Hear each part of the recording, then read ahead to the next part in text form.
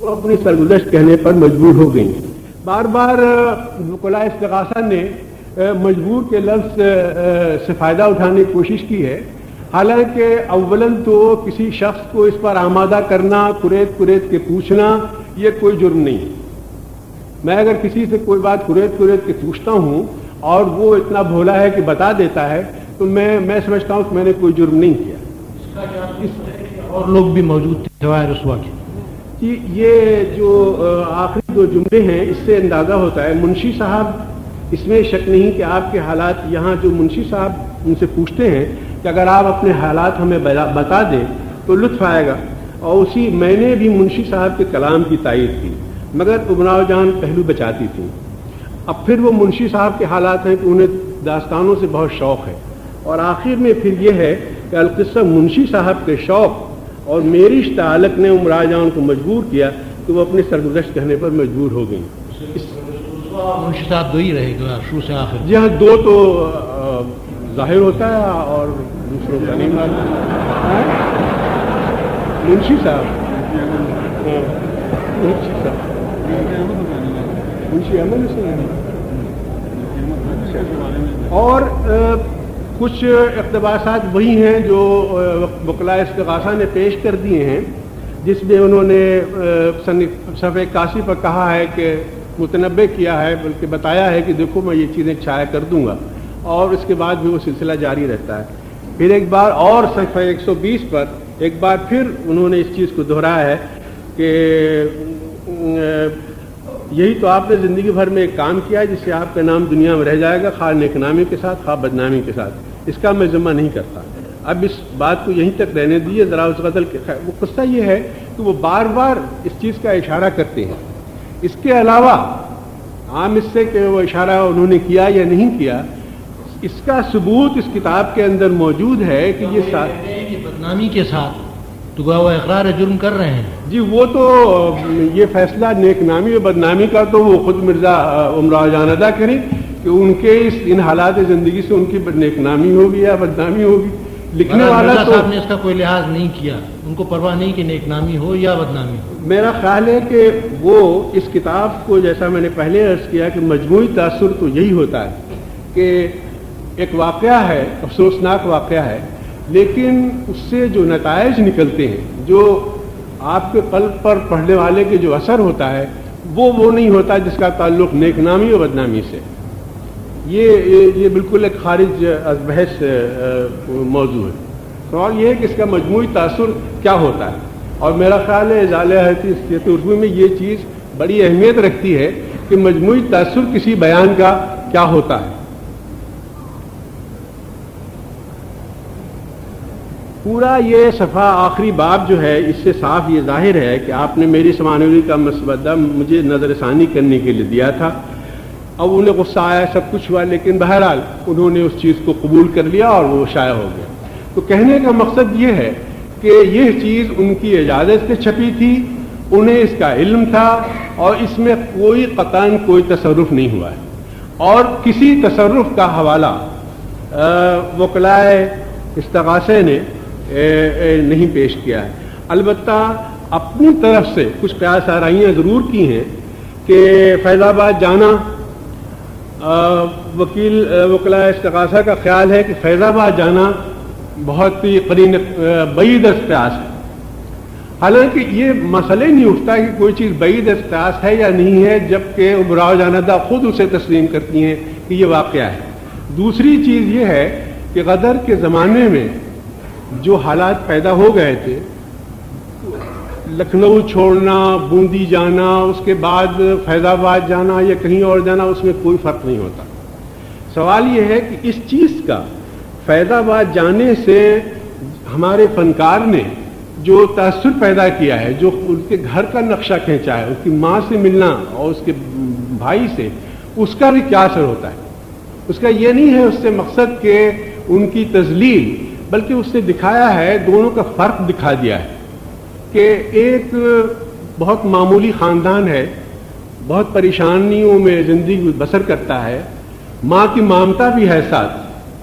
ایک بڑی چیز یہ ہے کہ تمام وہ فطری جذبات جو دو انسانوں کے یا ایک معاشرے میں رائج ہیں، ان چیز کو مرزا رسوا نے بڑی خوبصورتی سے اور بڑی سچائی سے بیان کر دیا ہے کہ ماں کی نظر میں وہ بچی ہے، وہ یقیناً بھٹک گئی ہے، حالات نے اسے دوسرے راہ پر لگا دیا ہے، لیکن بہرحال وہ اس کی بچی ہے، اور جس وقت وہ ملتی ہے میں سمجھتا ہوں کہ وہ پوری کتاب کا کے بہترین حصوں میں سے ہے وہ منظر جہاں امراؤ جاندا اپنی ماں سے ملتی ہے یا جہاں وہ اپنے بھائی سے ملتی ہے۔ اس چیز کو کسی ثبوت، کسی دستاویز کے بغیر یہ کہہ دینا کہ یہ بعید قیاس ہے، میرے سمجھ میں نہیں آتا۔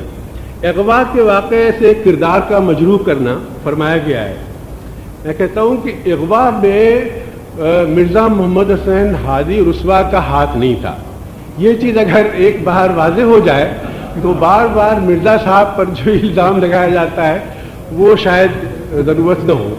مرزا صاحب تو مسمات امراؤ جاندا سے بہت بعد میں ان کی ملاقات ہوئی ہے، جب وہ شاید کربلا محلہ سے واپس آ چکی تھیں، تو وہ بیچارے کہاں اس میں پڑھتے، تو اس لیے اغوا ایک دلاور خاں ایک شخص کرتا ہے، وہ اسے اٹھا کے لے جاتا ہے، اس پر جو کچھ گزرتی ہے وہ بالکل فطری ایک طوائف کے گھر میں جو کچھ ہوتا ہے وہ سب اس پر گزرتا ہے۔ اس میں نہ اس کا کوئی خاص قصور ہے، اس لڑکی کا 12-13 سال کی ہے، اور ظاہر ہے کہ مرزا صاحب کا تو اس میں کوئی قصور ہے ہی نہیں۔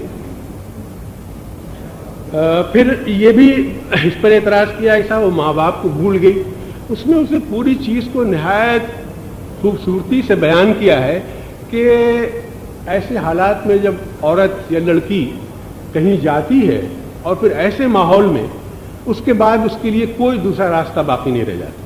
اگر وہ بھاگنا بھی چاہتی، بھاگ کے گھر جاتی بھی، تو کیا حاصل کیا، اسے گھر والے شاید نہ رکھتے۔ تو اس وجہ سے یہ مسئلہ نہیں ہے کہ مرزا رسوا نے اس کو اس قدر چالاک اور عیار بنا دیا ہے، بلکہ حالات میں 13 سال کی تھی اور 3-4 سال وہاں رہی ہے، وہاں کا ماحول دیکھا ہے، وہ خود کہتی ہے، بار بار کہتی ہے کہ صاحب ٹھیک ہے مجھے ماں باپ یاد آئے، لیکن تھوڑے عرصے کے بعد میں ان کو بھول گئی، اور نہ بھولتی تو کیا کرتی، بار بار وہ اس چیز کو کہتی ہے۔ اس میں مرزا صاحب کا کوئی قصور نہیں۔ پھر یہاں بحث خامخواہ کے لیے انگریزی عملداری اور شاہی خاندان وغیرہ کی اٹھائی گئی ہے، جس کا اصل بحث سے کوئی تعلق نہیں، اس لیے میں اسے خارج کرتا ہوں اپنی گفتگو سے، کیونکہ میرا خیال ہے کہ عدالت کا بھی خیال یہی ہے، کیونکہ مرزا صاحب نے پہلے کوئی مفروضہ اپنے ذہن میں نہیں رکھنا چاہیے۔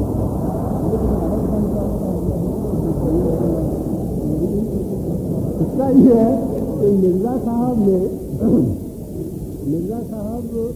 ایک معاشرے کی، جیسا انہوں نے فرمایا ہے شروع ہی میں، سچی عکاسی اور نقاشی کر رہے تھے۔ انہوں نے بتایا ہے ایک طرف لکھنؤ کی انحطاط پذیر تہذیب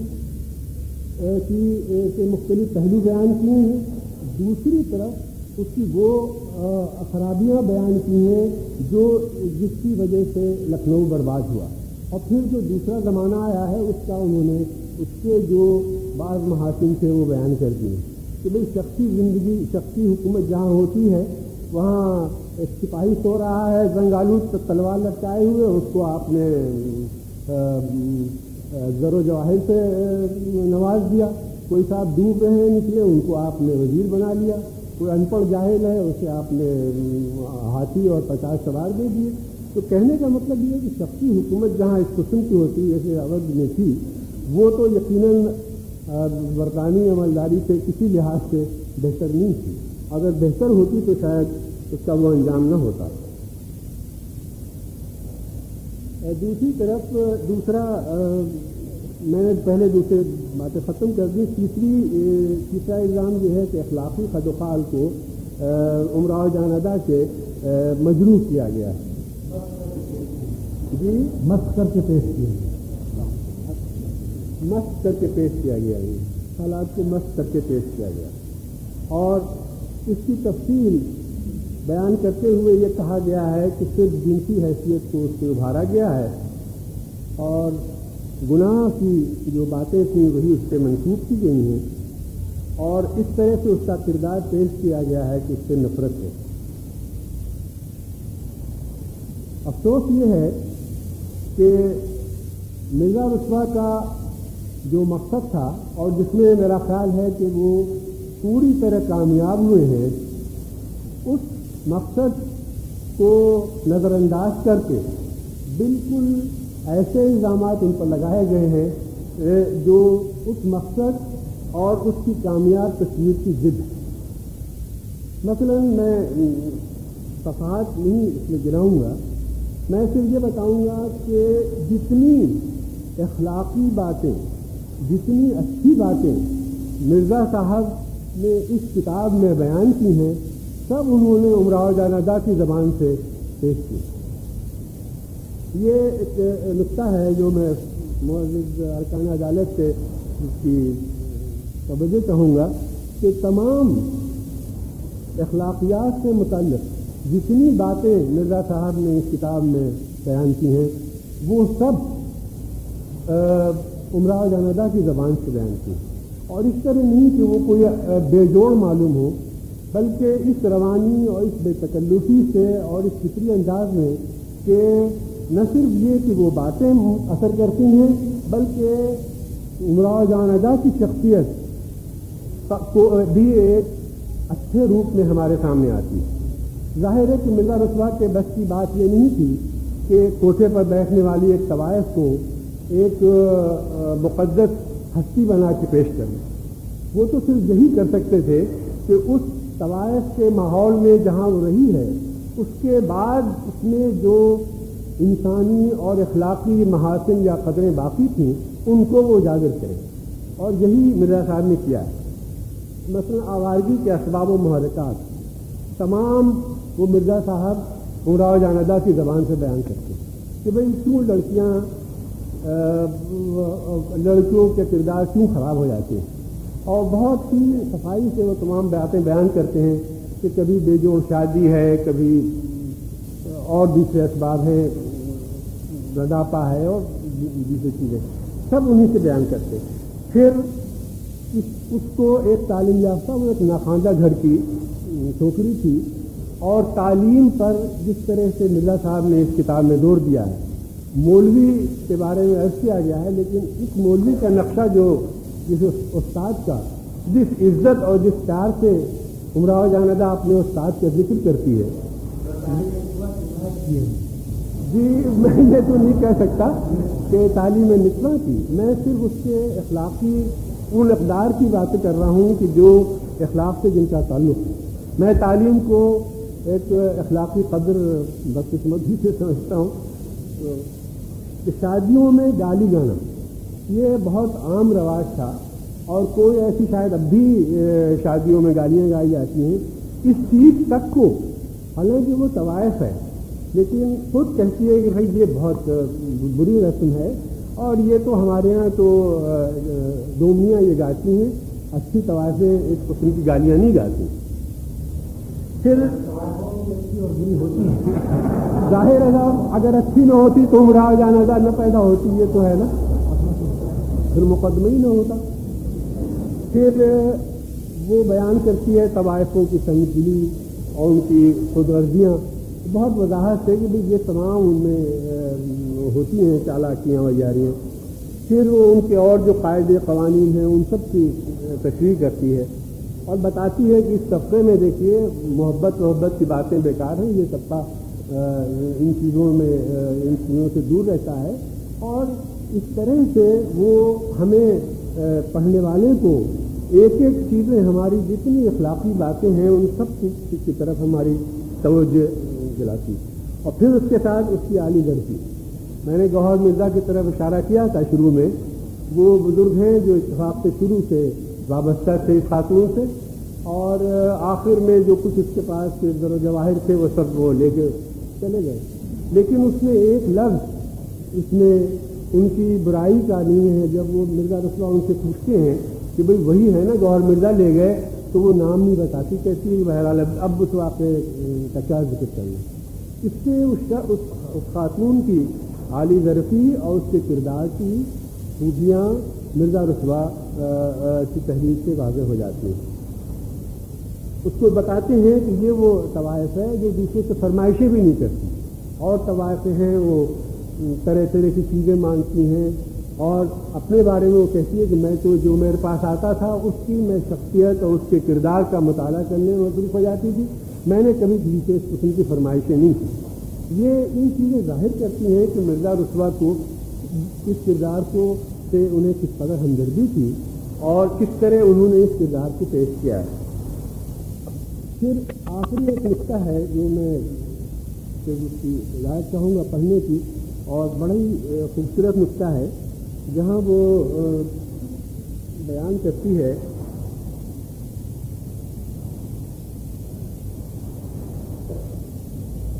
اکبر علی خان کی آمدرفت کا ذکر کرنے کے بعد وہ کہتی ہے، ان کی برائیاں بیان کرتی ہے، لیکن کہتی ہے کہ میرا ذاتی تجربہ یہ ہے کہ برے آدمی بھی بالکل برے نہیں ہوتے، کسی نہ کسی سے بھلے ضرور ہو جاتے ہیں۔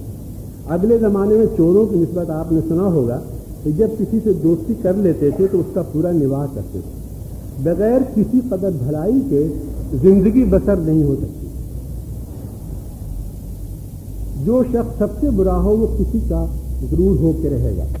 پھر ایک یہ کہتی ہے کہ یاد رکھو مرد مزاری بہت ہی بری چیز ہے، اس کی بخشش کہیں نہیں ہے، اور اگر اس کی بخشش ہو تو معاذ اللہ خدا کی خدائی بیکار ہے۔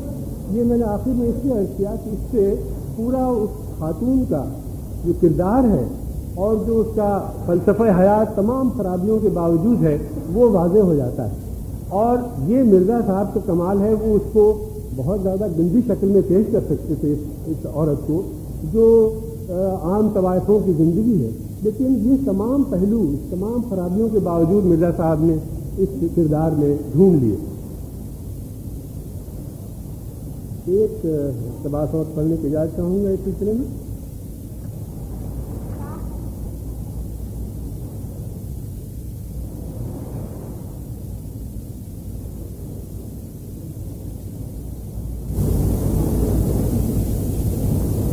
یہ تو خاتمے کی تقریر ہے وہ جہاں وہ کہتی ہے اپنی خرابیاں، لیکن جیسا کہ میں ابھی عرض کر رہا تھا کہ اس کردار کی امراء جاندہ کی ہمیں اس سے بحث نہیں کہ وہ اس پر کیا کیا مسائل گزرے اور کہاں کہاں وہ گھومی پھری، ہمیں تو صرف یہ دیکھنا ہے کہ مرزا صاحب نے جو واقعات بیان کیے آیا وہ سچ تھے، اگر سچ تھے انہوں نے کوئی اس میں تبدیلی نہیں کی، کوئی تصرف نہیں کیا، اس کی مرضی سے اسے چھاپا، اور یہ اس کتاب کے اندر موجود ہے کہ اس کی اشاعت کا بھی علم ہے اس خاتون کو۔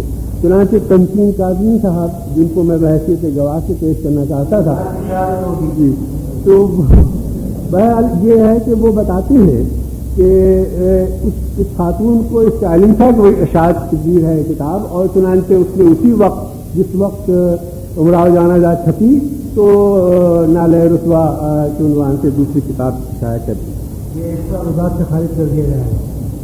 اب وہ فرقہ نسواں اور مسلم معاشرے کی تحقیق کی بات ہے، اور اس میں صرف تمام وکلاء استغاثہ نے ایک بات دہرائی ہے کہ جہاں کہیں مولویوں کا ذکر آیا ہے ان پر تان کی گئی ہے۔ یہ الزام لگاتے وقت مدعا اس کے وکلا یہ بھول گئے کہ وہ پوری لکھنؤ کی تہذیب کا محاکمہ نہیں کر رہی ہے، وہ صرف اپنے تجربات بیان کر رہی ہے۔ جس قسم کے لوگ اس کے مکان پر آتے تھے یا اس کے ملنے والوں کے مکان پہ آتے تھے، ظاہر ہے کہ اس میں ان علماء کرام کو تو ہم شامل نہیں کر سکتے جن کی طرف بار بار آپ لوگ اشارہ کرتے رہیں، تو ظاہر ہے کہ جیسے لوگ اس کے پاس آتے تھے انہی کا وہ ذکر کرے گی۔ وہ اس وقت کے مجاہدین آزادی یا علماء کرام ان کی داستان کو کیسے بیان کر سکتی، اور یہ اس کے دائرے سے یہ بحث خارج ہے، کیونکہ وہ اودھ کی تاریخ نہیں لکھ رہی تھی، وہ اودھ کی تہذیب کا کوئی تصنیف نہیں پیش کر رہی تھی، وہ تو اودھ کی تہذیب کے پس منظر میں اپنی سوانح حیات بیان کر رہی تھی، اور جہاں کہیں اس تہذیب کا کوئی تعلق ہوتا ہے اس کی ذات سے وہ واضح ہو جاتی ہے، بقیہ غیر ضروری ہے۔ اس کے باوجود آپ دیکھیں گے کہ فرقہ نسواں کو اس نے 2 حصوں میں تقسیم کیا ہے اس کتاب میں۔ جی میں 5 منٹ میں بس ختم کرتا ہوں۔ وہ جہاں کہیں اس نے خواتین کا، پردےدار خواتین کا، معزز خواتین کا ذکر کیا ہے، وہاں نہایت احترام سے اس کتاب میں اس کا نقشہ کھینچا گیا ہے۔ البتہ ان طوائفوں کے بارے میں ظاہر ہے احترام پیدا ہوتا ہے کہ اس نے یہ واقع کیا کہ امراء جان کی برائی اور ظاہر ہے، مگر حضور اس سے امراء جانزہ کی زبان سے یہ کہلائی گئی یہ چیزیں، اور یہ کوئی اس میں لیکچر نہیں ہے، بلکہ ان خواتین کا واسطہ پڑتا ہے کسی نہ کسی وجہ سے امراء جانزہ سے، اور وہ ہمیں بیان کرتی ہے کہ یہ خوبیاں ان عورتوں میں ہیں اور اس کو وہ تراشی ہے۔ ظاہر ہے کہ وہ خوبیاں اس میں نہیں ہیں، وہ تو بہت اس کو خود اس کا افسوس ہے، لیکن وہ حالات پر تو قابو نہیں پا سکتی۔ مثلاً ایک جگہ پر نواب فخر النساء بیگم کا طرز عمل بیان کرتی ہے۔ ان کے صاحبزادے تشریف لایا کرتے تھے خانم کے کوٹھے پر، اور ان کی شادی ہونے والی تھی اپنے چچا کی بہن سے۔ ان کے چچا صاحب کو ان کے یہ حالات معلوم ہوئے تو انہوں نے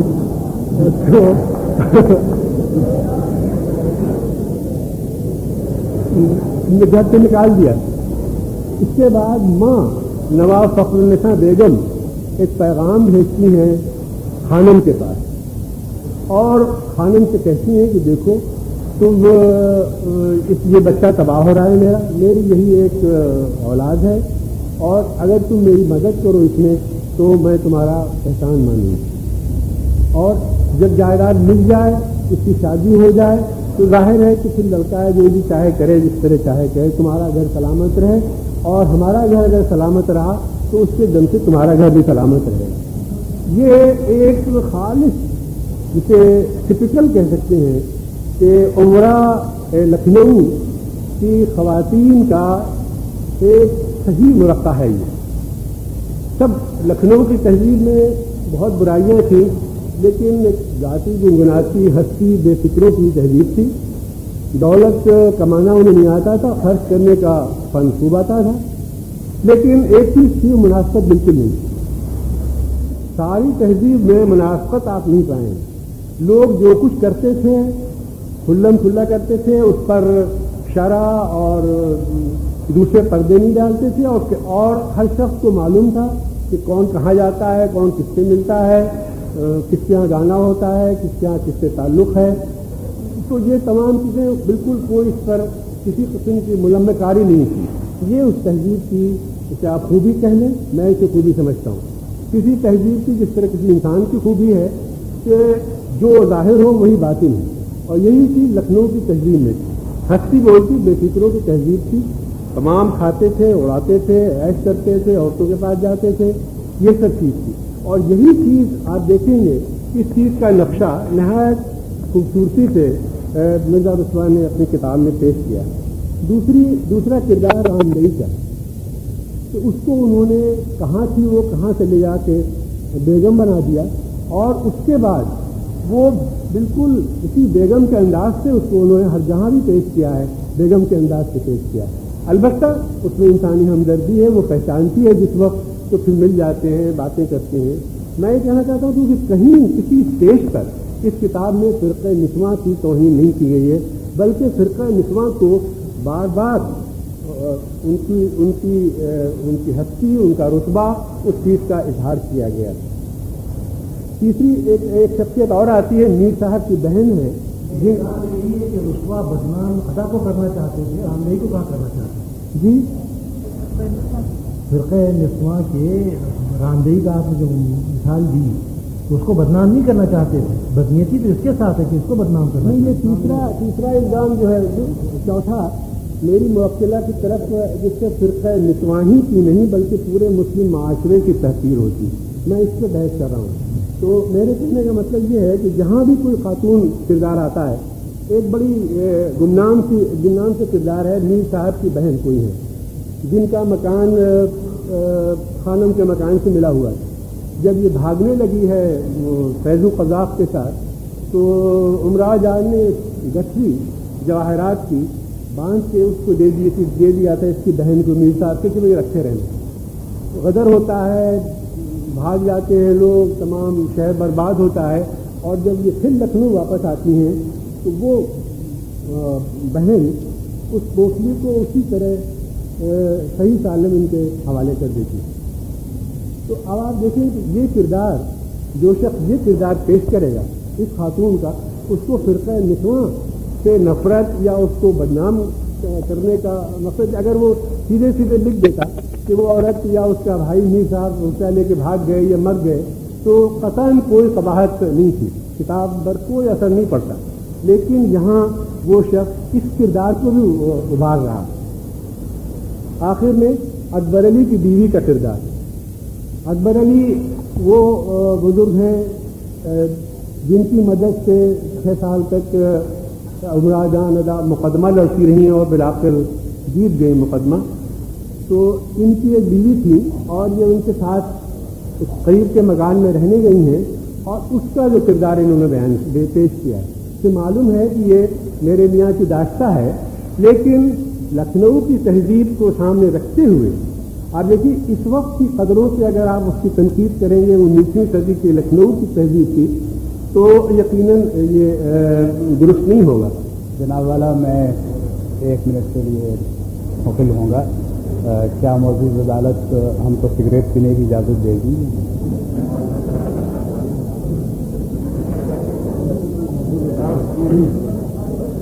میں سمجھتا ہوں کہ کم از کم عدالت میں سے ایک جج آپ کے بہت ممنون ہے کہ آپ نے یہ اجازت طلب کی تھا کہ ہمیں بھی اجازت ہو, آپ کو شوق سے اجازت ہے.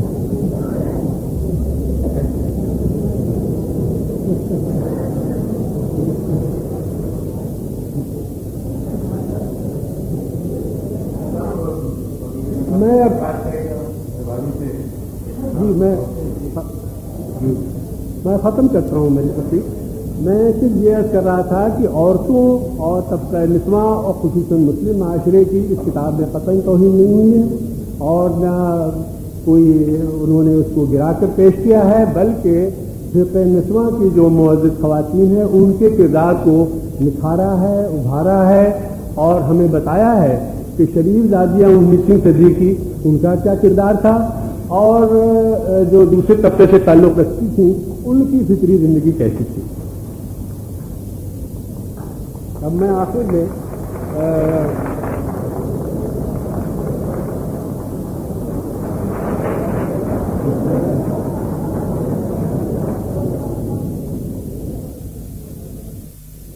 اب میرے رفیق افتخار احمد صاحب آپ کے سامنے گزارشات پیش کریں.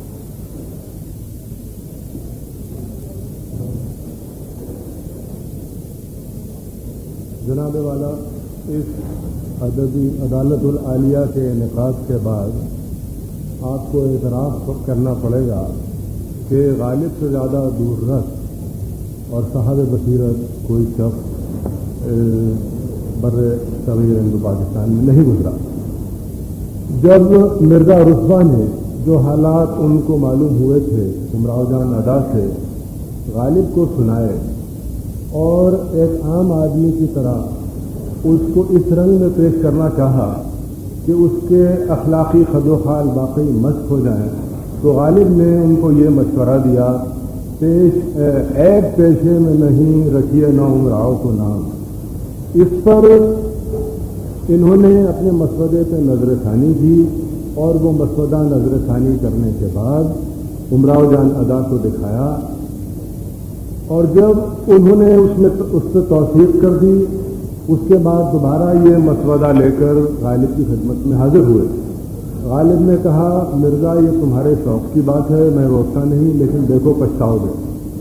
اور چنانچہ ان کی طبیعت کو تحریک ہوئی اور انہوں نے غزل رقم کی.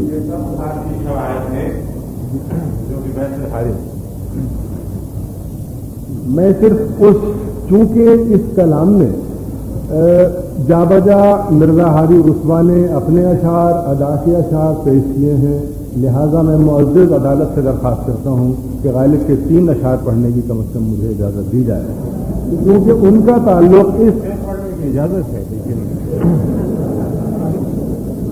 دل و مژگاں کا جو مقدمہ تھا آج پھر اس کی روبکاری ہے، پھر ہوئے ہیں گواہ حسن طلب، گرم بازار فوجداری ہے، پھر کھلا ہے در عدالت ناز، زلف کی پھر سرستہ داری ہے۔ جناب والا، اس کے بعد میں صرف ایک اقتباس پڑھنے کی اجازت چاہوں گا، کیونکہ وقت بہت کم ہے، لہذا زیادہ اقتباسات پڑھنے کا وقت نہیں۔ امراؤ جان ادا کہتی ہیں، جس زمانے میں نواب صاحب سے مقدمہ لڑ رہا تھا، ایک صاحب اکبر علی نامی مختار پیشہ، چلتے پرزے، آفت کے پرکالے، ناجائز کارروائیوں میں مشاق، جال سازی میں استاد، جھوٹے مقدمات بنانے میں وحید الاثر، عدالت کو دھوکہ دینے میں یکتائے زماں، میری طرف سے پیروکار تھے۔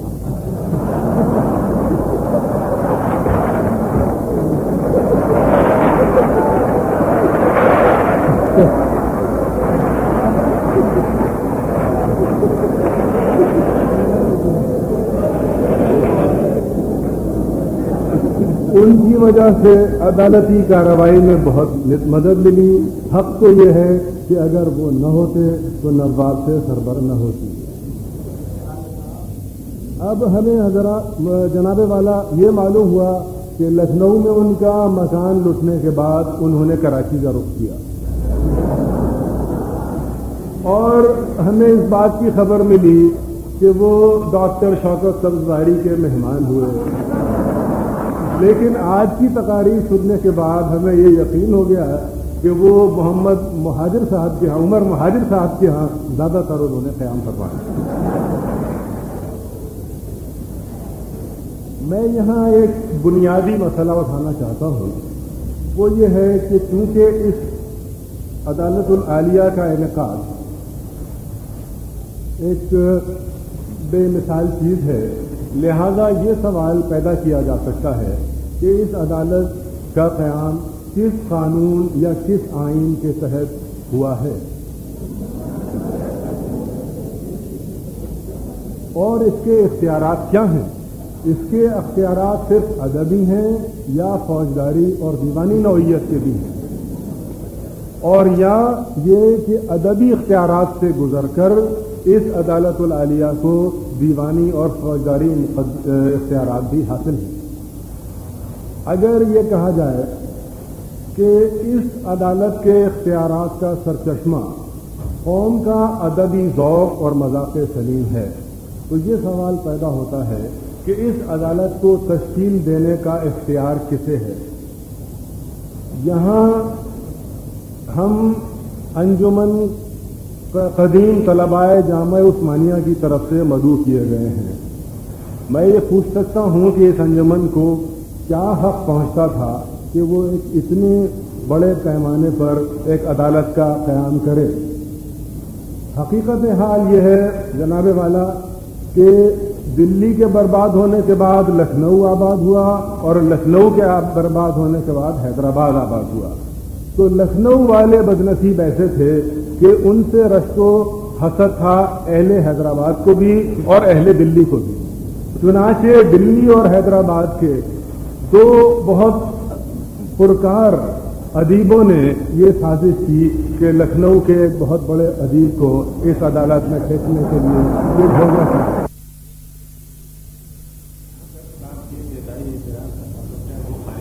ہے اس لیے کہ امراؤ جان عذاب اس وقت تک بقید حیات ہے، تو انہیں زندہ جاری کرنے والا کون ہے، یہ ہم پوچھنا چاہتے ہیں۔ اگر وہ زندہ جاری ہے تو مرزا ہادی رسوا بجائے اس کے کہ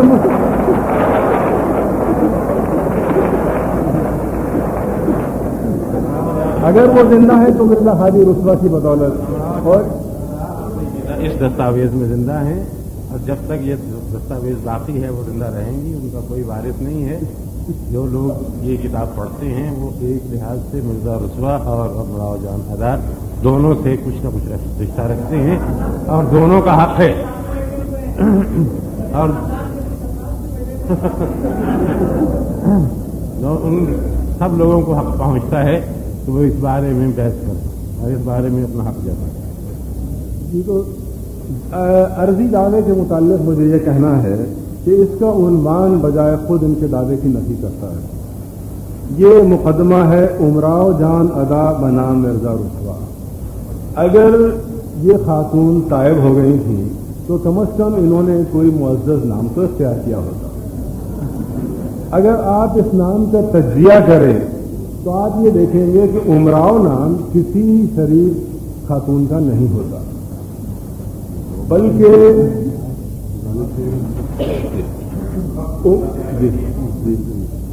उमराव बिंदु खां का अलबत्ता नाम याद आता है।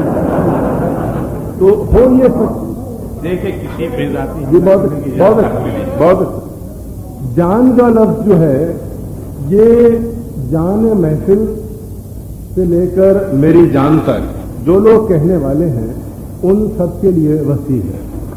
तो ये मालूम होता है कि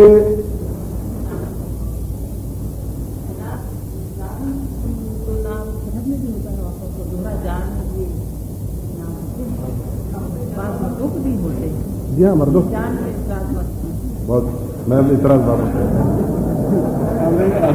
अच्छा अब एतराज करना यूं भी जी नहीं, मैं ये अर्ज कर रहा हूँ कि हमें एतराज नहीं है। हम ये कहते हैं कि ये नाम जो है ये बजाय खुद नफी करता है उस इद्या जी नहीं। वो अगर कहती मुसम्मात अमीर नसा उर्फ अमीरन तो हम समझते हैं कि वाकई दावा काबिल कबूल है, लेकिन वो उमराव जान अदा अपने आप को कहने के बाद अपना मकाम खुद मुतय्यन कर देती है।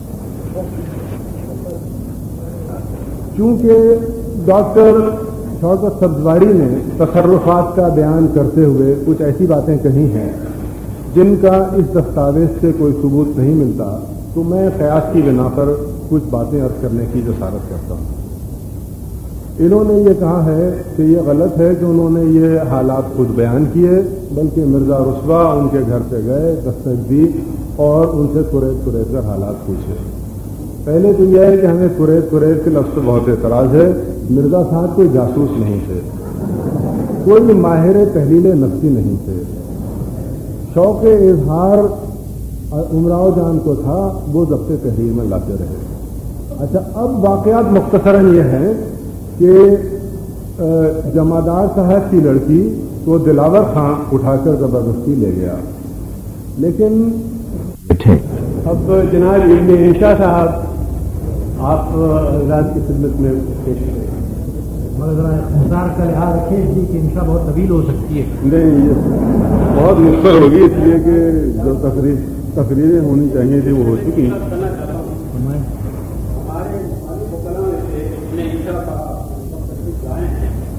उन्होंने जंग में इस मुकदमे के बारे में एक नोट शायद किया है, इस इल्म के बावजूद कि ये मुकदमा पेश है, यानी मसला सब जुडिस था।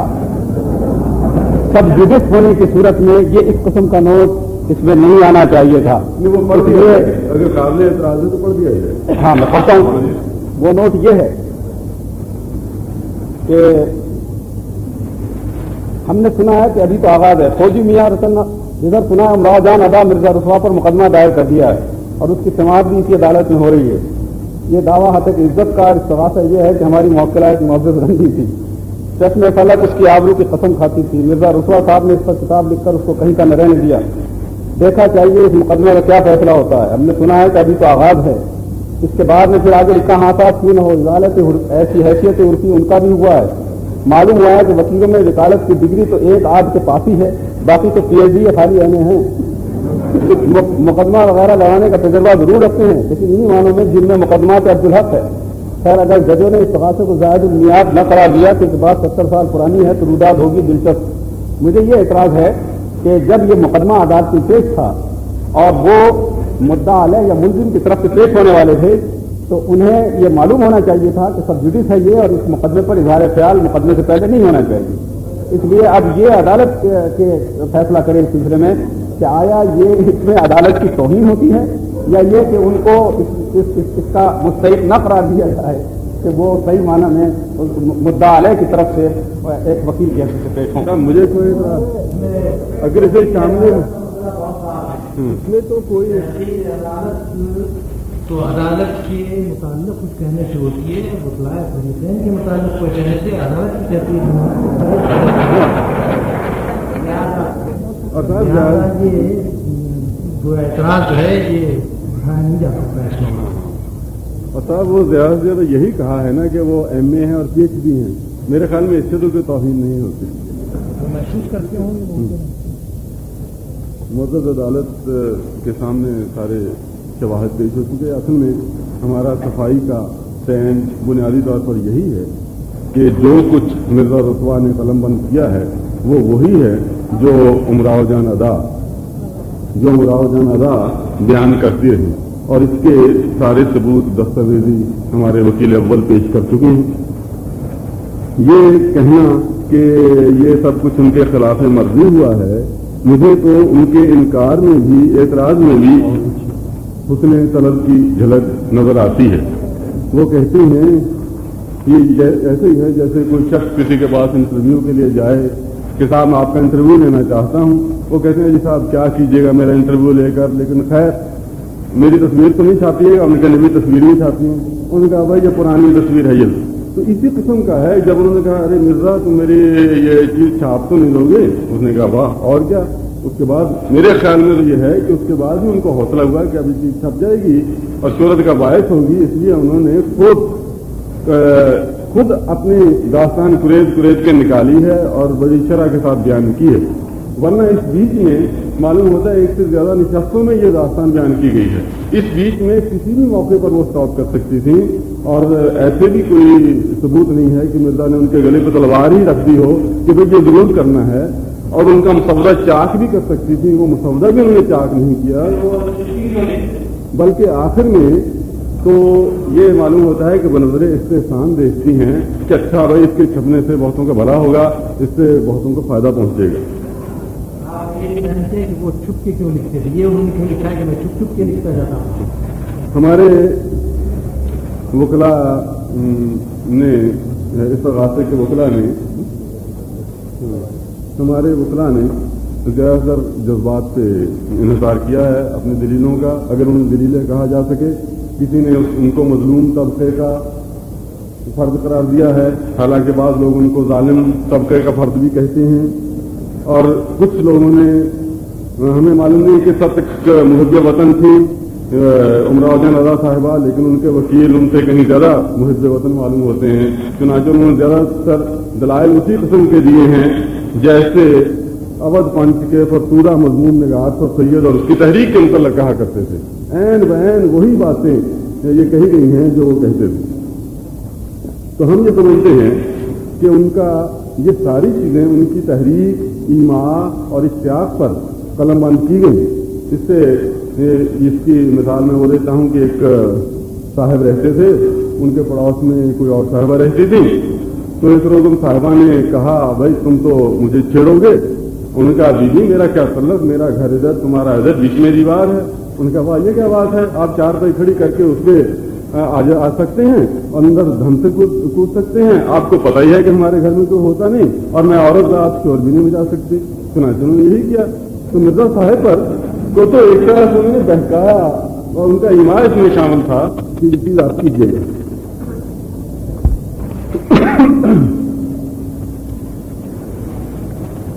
تو ہم سمجھتے ہیں کہ ساری داستان میں کوئی پہلو فضیحت کا نہیں ہے، بلکہ سارے کے سارا نصیحت ہی کا ہے. امراؤ جان ادا نے ایک جگہ ظاہر کیا ہے کہ انہیں گلستان سے، سادی کی گلستان سے بہت دلچسپی تھی، رغبت تھی، اس کا مطالعہ کیا تھا. اور ظاہر ہے کہ وہ ان کے مسلک کی بھی قائل ہوں گی. سادی نے ایک جگہ لکھا ہے کہ یہ بہتر ہے کہ تو اچھا ہو اور لوگ تجھے برا کہیں بنسبت اس کے کہ تو برا ہو اور لوگ تجھے اچھا کہیں.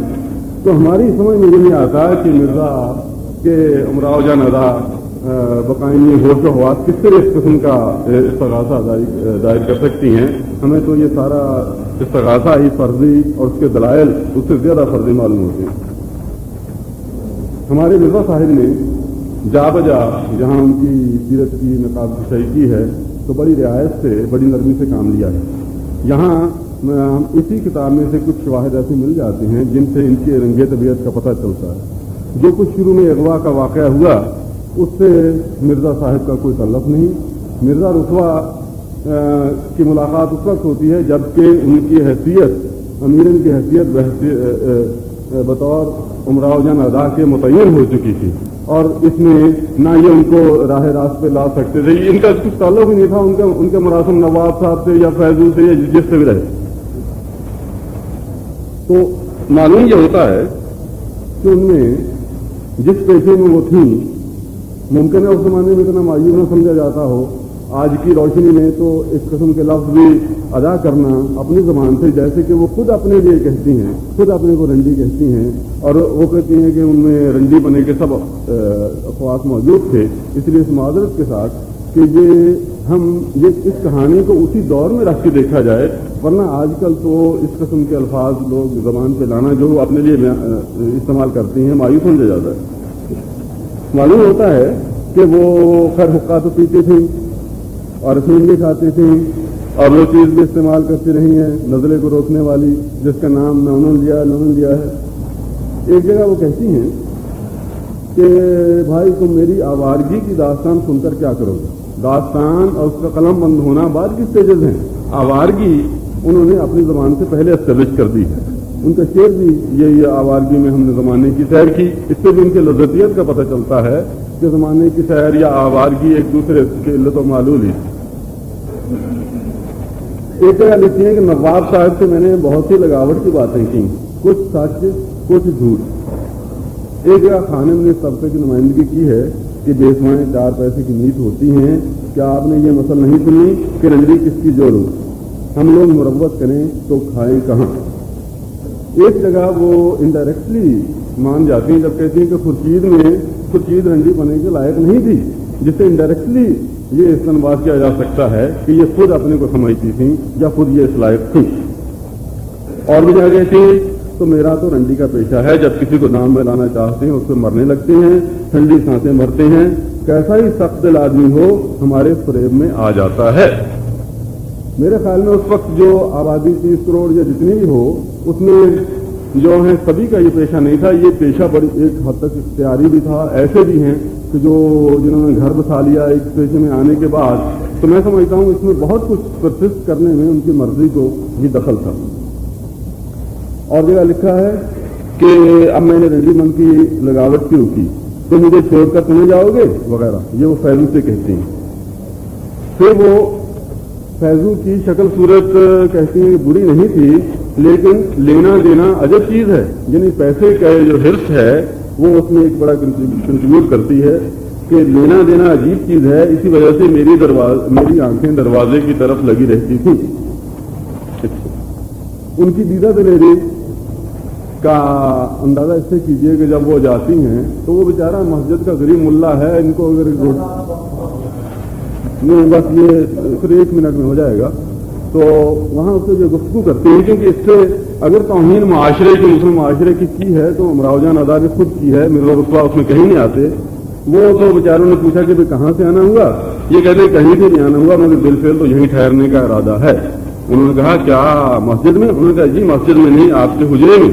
اس سے بائی صاحبہ کے کردار کا تھوڑا سا اندازہ ہو سکتا ہے.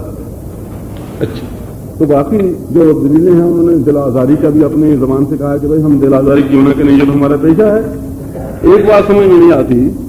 ایک جگہ وہ کہتی ہیں کہ میں اس ارادے سے کربلا گئی تھی کہ پھر نہ آؤں گی, مگر خدا جانے کیا ہوا تھا کہ لکھنؤ سر پر سوار ہو گیا. اب کے خدا نے چاہا اور جانا ہو گیا تو پھر نہ آؤں گی. ہمیں معلوم ہے دوبارہ وہ گئیں اور واپس آئیں یا نہیں آئیں, لیکن یہ کیا چیز تھی جو ان کو وہاں سے کربلا سے ایک بار جانے کے بعد لکھنؤ کھینچ کے لائے. دن گزارشات کے بعد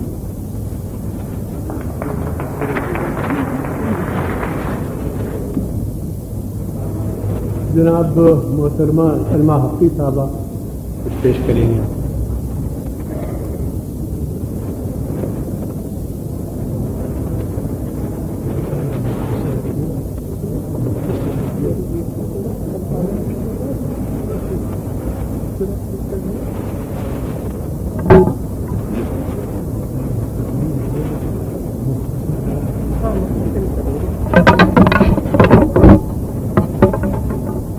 جناب والا میری رائے میں امراؤ جان ادا کے خاندان کے نام کو بٹا لگوانے کی ذمہ داری رسوا کی ہرگز نہ تھی، اس لیے کہ رسوا نے کہیں ان کے خاندان کا نام نہیں لیا، جمادار کسی کا نام نہیں ہوتا اور پیپل کے درخت یا املی کے درخت سے کسی کے گھر کا پتہ نہیں ملتا۔ اس کی ذمہ داری اگر صرف دلاور خان کی تھی، اور خود امراؤ جان ادا نے کہا ہے کہ میری عزت، میرے خاندان کی عزت کو بٹا لگوانے کا ذمہ دار دلاور خان ہے۔ رسوا کی تو یہ شرافت تھی اور نیکی تھی کہ انہوں نے اس بات کو اپنے نافذ سے صاف کر دیا کہ امیرن خود گھر سے نکل کر نہیں بھاگی، بلکہ اس کو زبردستی لے جایا گیا، اور اس کو لے جانے والے کچھ موذی لوگ تھے جن کے چنگل میں وہ پھنسی۔ یہ دوسری بات ہے کہ پھر اس کی ستم ظریفیوں کا شکار دوسرے لوگ ہوتے رہے رسوا کی طرح، اور رسوا کو خود البتہ رسوا ہونا پڑا اپنی پرانی خصوصیتوں کی بنیاد پر جو ان کو امراؤ جان ادا سے رہی تھی اور وہ اس ناول سے آشکار ہوئی۔ انہوں نے منشی صاحب کی فرمائش یا استعالت پر جو بات سنائی تھی وہ ہرگز اس کی ذمہ داری رسوا یا منشی احمد حسین پر نہیں ہو سکتی، اس لیے کہ وہ تو تلاش میں تھی، وہ تو مصر تھی اس بات پر، وہ تو کہتی تھی کہ کس کو سنائے حال دل زار ہے ادا، آوارگی میں ہم نے زمانے کی سیر کی۔ ان کو تو تلاش تھی کسی ایسے شخص کی کہ جو ان کی اس رنگین زندگی کی داستان کو محفوظ کر سکے، چنانچہ دیوار کے پیچھے سے واہ واہ کہنے کا مقصد یہی تھا، اور خادمہ کو بھیج کر یا لونڈی کو بھیج کر بلوانے کا اور ان سے اثر نو راستہ پیدا کرنے کا کے معنی یہی تھے۔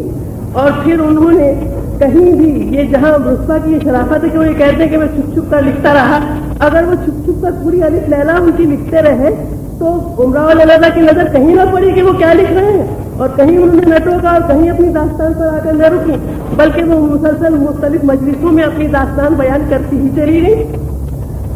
ایسی ستبنتی تھی تو وہ اس مقفل کرے کڑا لگی ہوئی کھڑکی کے پیچھے سے نمودار کیوں ہوئی اور ان کی محفلوں کی جان کیوں بنی، اور ان کو اس طرح سے اپنی زندگی کی پوری الف لیلا سنا ڈالی کہ اس میں کوئی کسر باقی نہ رکھی۔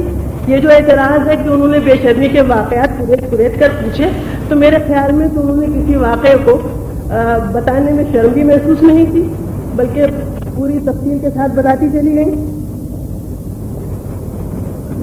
ان کا یہ کہنا بھی غلط ہے کہ ان کے نجی حالات ان کی مرضی کے خلاف چھاپ کر مشتہر کیے گئے، اس لیے کہ وہ کتاب جو ان کے رنگین حالات کو جس کتاب میں ان کے رنگین حالات محفوظ کیے گئے تھے، جب ان کے پاس ایک مدت تک پڑی رہی اور ان کو یہ اجازت دے دی گئی کہ وہ جب چاہیں اس میں تصرف کر سکتی ہیں یا بقول ان کے جا بجا بنا سکتی ہیں، تو پھر کیا وجہ کہ انہوں نے اس میں کوئی تصرف یا کمی بیشی نہیں کی، اور اس میں اس کو جہاں ان کے اخلاقی خد و خال مست ہوتے تھے ان کی نوک پلک درست کرنے کا جب ان کے پاس پورا موقع تھا تو انہوں نے اسے درست نہیں کیا۔ اس کے معنی یہ ہے کہ اس رنگین زندگی کو انہوں نے خود بھی ایک تماشائی کی حیثیت سے دیکھا تھا، وہ اس درجے پر پہنچ چکی تھی کہ انہوں نے اپنی اس رنگین زندگی کو بھی ایک تماشائی کی حیثیت سے دیکھا تھا، اور وہ چاہتی تھی کہ ان کی اس رنگین زندگی کی داستان اس طرح سے محفوظ ہو جائے کہ جس طرح مزے لے کر انہوں نے بیان کیا ہے اسی طرح سے لوگ اسے مزے لے کر سنیں اور مزے لے کر پڑھیں۔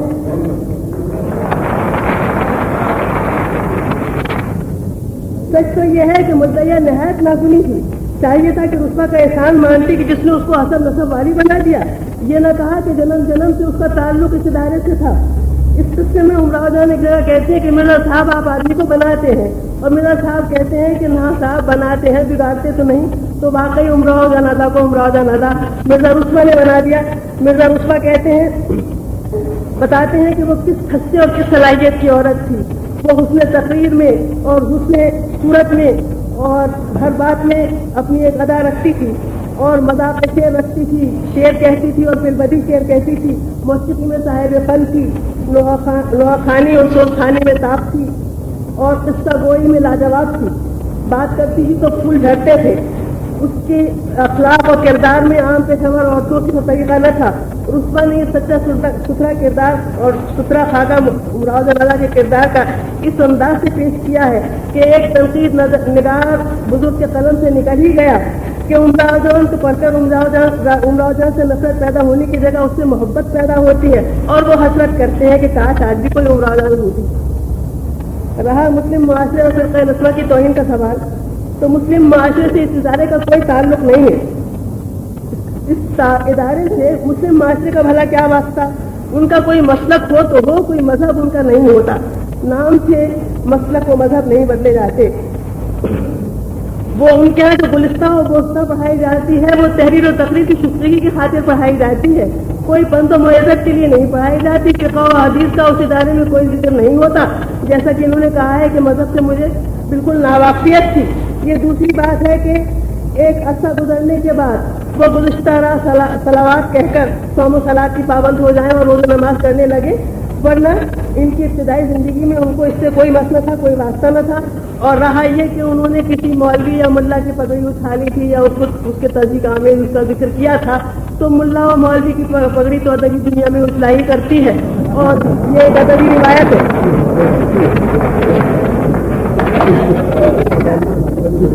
رہا یہ کہ طبقہ نسواں کو اس کتاب سے کسی طور سے طبقہ نسواں کی تبدیل ہوتی ہے، تو خود عمراء جان ادا کی ذات اور ان کے اعمال اور ان کا پیشہ طبقہ نسواں کے لیے باعث ننگ ہے. عورت ذات کی توصیف تو ان کی زبان سے ہے اور مذمت ہے تو ان کی زبان سے ہے. مرزا رسوا نے اس بارے میں کچھ نہیں کہا. مرزا رسوا نے کہیں طبقہ نسواں کو ذلیل نہیں کیا. یہاں بھی الٹی آتے عمراء جان ادا کے گلے پڑتی ہیں. یہ بات سمجھ میں نہیں آتی کہ جب وہ اپنی رنگین زندگی سے دامن چھڑا چکی تھی تو اس وقت بھی انہوں نے دلاور تھا پہ کوئی مقدمہ نہیں کیا. مقدمہ لے کر آئی تو وہ اپنے موسم پر ایک سیدھا صاف کر کے وہ شخص جنہوں نے ان کے کردار کو نکھارا، ان کے کردار کو ایک بہتر شکل دے کر بیان کیا اور ان کے مضمون ادارے کو بھی ایک بہتر شکل دے دی. اس سے وہ یہ انتقام لیتی ہیں کہ ان پر مقدمہ دائر کر کے عدالت میں پہنچتی ہیں. اس سے مجھے اندازہ یہ ہوتا ہے کہ اصل میں ایک انتقام تو مرزا رسوا سے انہوں نے رقابت کی راہ سے جب لیا تھا جب انہوں نے نالے رسوا کی اشاعت کی تھی. یعنی صوفیہ سے جو تعلقات اور محبت اور مروت کے مراسم مرزا رسوا کے تھے ان کو وہ بہت ناگوار تھا، اس لیے کہ یہ بار بار جیسا کہ اعلان کر چکی ہیں اپنے بیان میں ان کو مرزا رسوا سے ایک خاص لگاوٹ تھی اور اس راہ سے وہ صوفیہ سے ایک رقابت محسوس کرتے ہی پہلی صورت تو انہوں نے یہ انتقام کی پیدا کی کہ نالے رسوا کی اشاعت اس وقت کی جبکہ اس کی ترتیب اس نازل کی ترتیب جاری تھی اور اس کے بعد بھی ان کو چین نہ ملا تو وہ ایک عرصہ گزرنے کے بعد عدالت میں مقدمہ لے کر آن کھڑی ہوئی اور اس طرح سے رسوا سے ایک آخری انتقام لینے کی کوشش کی.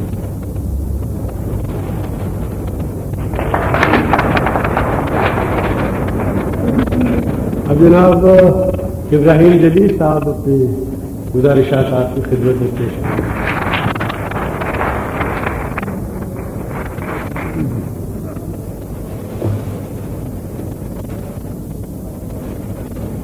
Chief justice your ladyship madam Hajra Masroor, justice علی جیسی اور جسٹس فیض احمد فیض،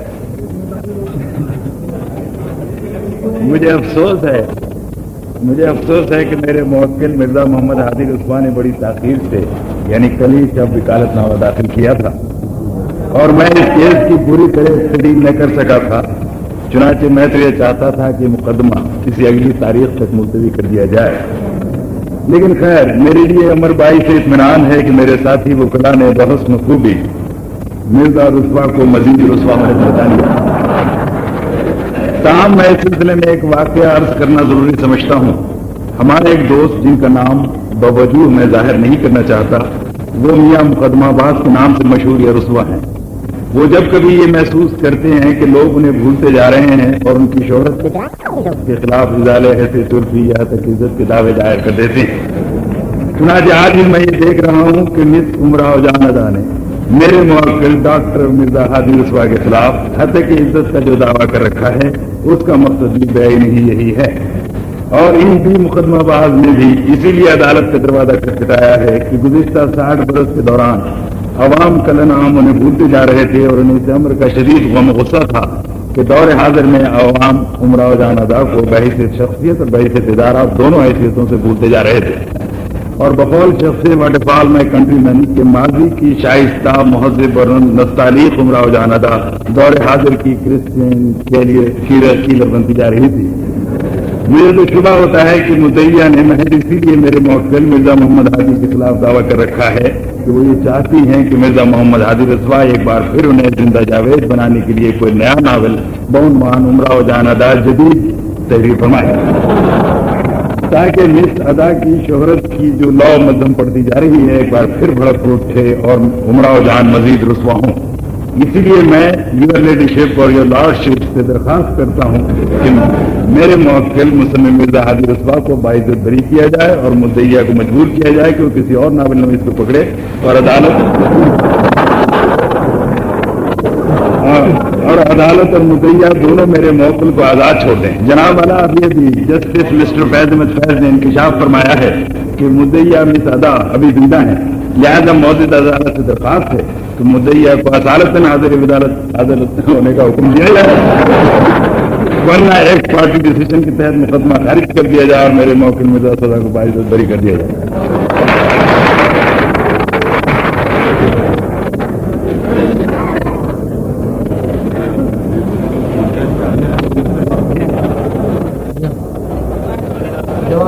جواب کے لیے صرف 5 منٹ دیے جاتے ہیں، اس لیے وقت بہت ہو گیا ہے۔ بہت اچھا۔ موضوع ارکان عدالت، میرے فرض کو مخالف وکلا نے بہت ہلکا کر دیا، اس لیے کہ انہوں نے جو کچھ فرمایا اس میں چھلکے زیادہ تھے، مغز کم تھا، تو میں ان چھلکوں کو الگ کر کے صرف مغز کے بارے میں یاد کرتا ہوں، اور وہ صرف ایک بات اس سے پہلے یاد کروں گا کہ ایک شاعر صاحب کہا کرتے تھے اتفاق سے ان سے غلطی ہوئی، کوئی لفظ غلط استعمال ہو گیا، کسی نے ان سے کہا کہ یہ آپ نے لفظ غلط استعمال کیا، انہوں نے کہا غلط کہا، تو میں نے دوسری جگہ خود ہی لکھا ہے۔ تو بالکل یہی انداز آپ کی بحث کا تھا۔ اصل میں ہمارا نقطہ نگاہ یہ تھا کہ مرزا صاحب نے، اب چاہے امراء جان ادا کو مرزا صاحب کی تخلیق کہیے یا کوئی حقیقی واقعہ کہیے، اس کے ساتھ انصاف نہیں کیا، اور اس کے ثبوت میں ہم نے صرف ایک چیز پیش کی تھی، وہ تھا تضاد، کہ ان کا تضاد ہے، اور اس تضاد کے ثبوت میں نے یہ بھی پیش کیا تھا، اس کا اب تک کوئی جواب نہیں ہوا۔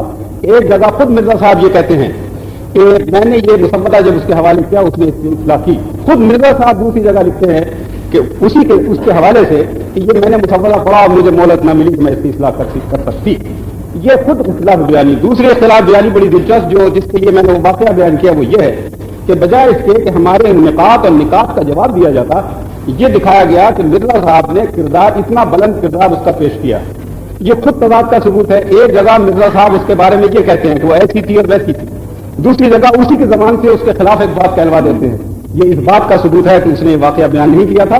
میں پہلے عرض کر چکا تھا کہ قلم در کف دشمن است، جو مناسب سمجھتے تھے وہ کرتے رہتے، دروغ گورا حافظہ نباشد، عام طور پر جو جھوٹ بولتا ہے وہ کبھی کچھ کہہ دیتا ہے کبھی کچھ کہہ دیتا ہے، اس لیے یہ ساری باتیں بالکل صحیح ثابت ہوتی ہیں۔ البتہ ایک پوائنٹ اس سلسلے میں جو اٹھایا گیا وہ عدالت کے بارے میں، میں چاہتا ہوں کہ اس کو بھی عرض کر دوں۔ عدالت کے بارے میں ایک اعتراض اٹھایا گیا کہ اس عدالت کی نوعیت کیا ہے۔ میرا خیال یہ ہے کہ یہ اعتراض پہلے مقدمہ پیش ہونے سے پہلے یہ اعتراض پیش ہونا چاہیے تھا، اور ایک تو یہ کہ غلط موقع پر پیش ہوا، دوسرے یہ کہ میں اگرچہ یہ عدالت کا فرض ہے کہ وہ اس کی وضاحت کرے، لیکن میں اپنے طور پر جو سمجھتا ہوں اسے عرض کر دوں کہ اصل میں یہ عدالت ہے ادبی، جیسا کہ ہم نے عرض کیا، ہم نے جو اعتراض کیے ہیں وہ سارے ادبی ہیں۔ پہلی بات تو یہ ہے کہ یہ ادیب کا کام ہے کہ جس کا وہ کردار پیش کرے اس کے ساتھ انصاف کرے۔ سب سے بڑی کوتاہی ان کی یہ تھی ایک ادیب کی حیثیت سے کہ انہوں نے جو کردار اس کا پیش کیا اس میں خود تضاد۔ دوسری بات یہ تھی کہ یہ کہا گیا ہے کہ اس کے ساتھ ہمدردی پیدا ہوتی ہے، یعنی کہ اس پورے ناول سے پڑھنے کے بعد اس کے ساتھ ہمدردی پیدا ہوتی ہے۔ اس سلسلے میں صرف ایک اقتباس عرض کروں گا، کیا میں یہ پوچھ سکتا ہوں کہ امراء جان ادا سے جو یہ کہلوایا گیا ہے کیا اس سے ہمدردی ہوتی ہے؟ وہ کہتے ہیں، رسوا کہتے ہیں کہ مگر تم نے دل آزاری بہت کی ہوگی، وہ اس کا جواب دیتی ہے پھر یہ تو ہمارا پیشہ ہے، اسی دل آزاری کی بدولت لاکھوں روپے ہم نے کمائے اور ہزاروں اڑائے۔ تو اس سے کیا میں پوچھتا ہوں کہ جو یہ ناول پڑھے گا اور جس کی طرف یہ قول منسوخ کیا جائے گا، کیا وہ واقعی اس کے ساتھ ہمدردی ہو سکتی ہے؟ اب ایک چیز یہ ہے کہ چونکہ یہ ادبی عدالت ہے اور سارے چارجز ہمارے ادبی ہیں کہ اس کے ساتھ انصاف نہیں ہوا، اس کا کردار مت کر کے پیش کیا گیا ہے، واقعات جس طرح بیان کیے گئے وہ صحیح نہیں، ایک طرف وہ یہ بتاتے کہ یہ سچا واقعہ ہے दूसरी तरफ इसमें तसर्रुफ करके ये और तसर्रुफ खुद हम कराइन से मालूम करते हैं, वो खुद ये तस्लीम करते हैं कि मेरी ये राय है, लेकिन कारीन को इख्तियार है। मैं इस पॉइंट पर तवज्जो दिलाना चाहता हूँ मौजूद अरकान अदालत को। वो कहते हैं कारीन की राय है कि वो खुद चाहे फैसला करे। तो मेरी अब आखिर में तजवीज़ ये है, क्योंकि वक्त बहुत ज्यादा हो गया इसलिए तफसील में ज्यादा नहीं जा सकता, मैंने शुरू में याद नहीं किया था कि अब सवाल ये पैदा होता है कि अगर वाकई वो इसके मुस्तौजिब हुए सजा के, तो उनको सजा क्या मिलनी चाहिए। ये भी एक सवाल उठाया गया था। मैं ये चाहता हूं, मेरी ये दरख्वास्त है कि चूंकि ये फैसला अदबी बुनियादों पर होगा, अदबी उसूलों पर, और ये अदालत भी अदबी है, लिहाजा सजा भी अदबी होनी चाहिए।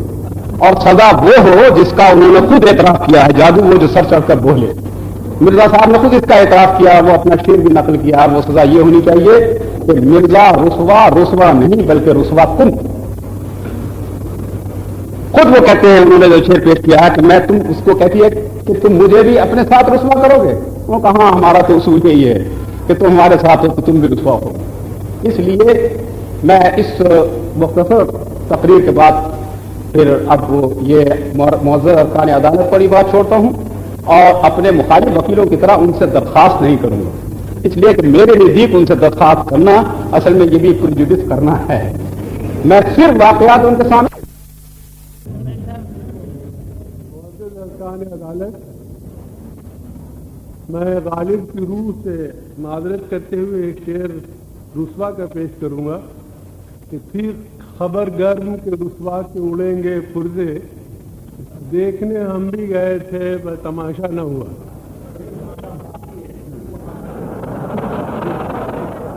तो बहस काफी तवील हो चुकी है। मैं सिर्फ इतना अर्ज करूंगा कि फाजिल वकील इस्तिगासा ने अभी जो फरमाया है किरदार के तदाद के बारे में, तो किस्सा यह है कि एक शख्सियत होती है, उसके बहुत से पहलू होते हैं, और यही चीज़ मिर्ज़ा का कमाल है कि उन्होंने पूरी शख्सियत और उसके जो मुख्तलिफ रुख थे उमराव जान अदा के, जिसमें उनकी तवायफियत भी है, उनकी चालाकियाँ भी हैं, उनकी अयारियाँ भी हैं, फिर उनकी जो खूबियाँ हैं अखलाकी, वो तमाम पहलू उन्होंने पेश कर दिया है। उन्होंने ना उमराव जान अदा को फरिश्ता बनाया है, न उन्होंने उसे शैतान बनाया है, बल्कि इसके एक शख्स में और हम आप में सब में ये होता है किरदार में जो तजाद है उसके मुख्तलिफ पहलू उन्होंने वाज़ा कर दिए।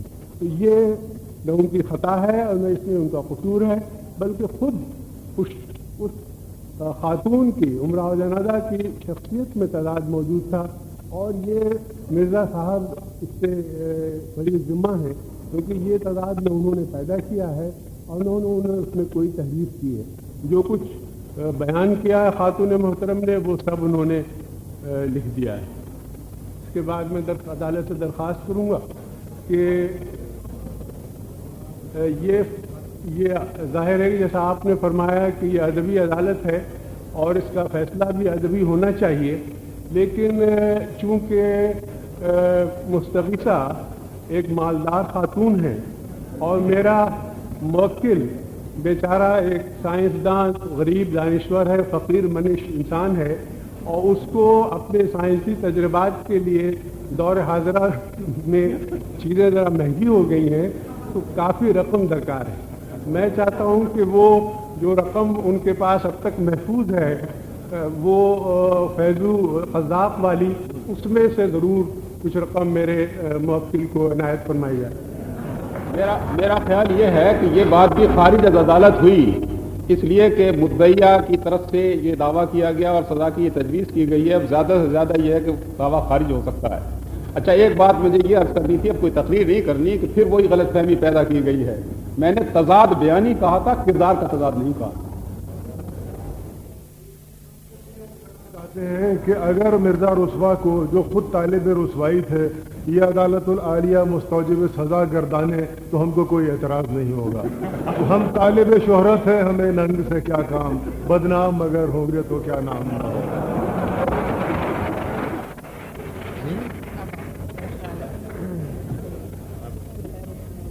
मैं बजाय इसके कि कोई हम वक्त लें गौर करने के लिए, हम लोग नतीजे पे पहुंच चुके हैं और मैं अपने बयान से शुरू करता हूं। اس مقدمے کی عجیب نوعیت ہے اور اس عدالت کی بھی عجیب نوعیت ہے۔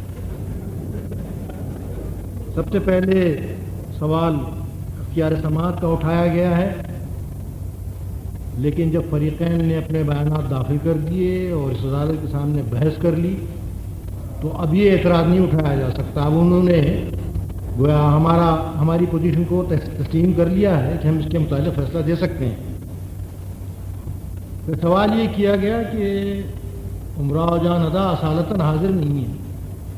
ہم بالکل انصاف کے قائل ہیں، اگر اصالتاً حاضری مقصود ہے تو دونوں کو حاضر ہونا پڑے گا۔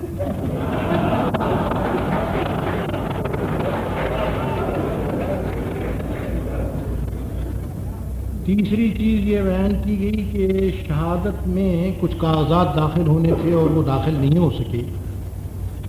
اصل میں تو دستاویز ایک ہی ہے اور اسی دستاویز کے متعلق بحث بھی ہوئی اور اسی کے متعلق فیصلہ بھی ہوگا۔ اس کے باہر جو اور خارجی نوعیت کی شہادت ہے اس کو ہم نے تسلیم بھی نہیں کیا اور تسلیم کرنے کو تیار بھی نہیں ہے۔ آخری چیز ضابطے کے سلسلے میں یہ ہے کہ سازش کا تذکرہ کیا گیا کہ حیدرآباد اور دہلی کے لوگوں نے لکھنؤ کے ایک ادیب کے خلاف سازش کر کے یہ مقدمہ بدنامی کے لیے کھڑا کیا ہے۔ مجھے اس اعتراض میں کچھ تھوڑی سی حقیقت معلوم ہوتی ہے۔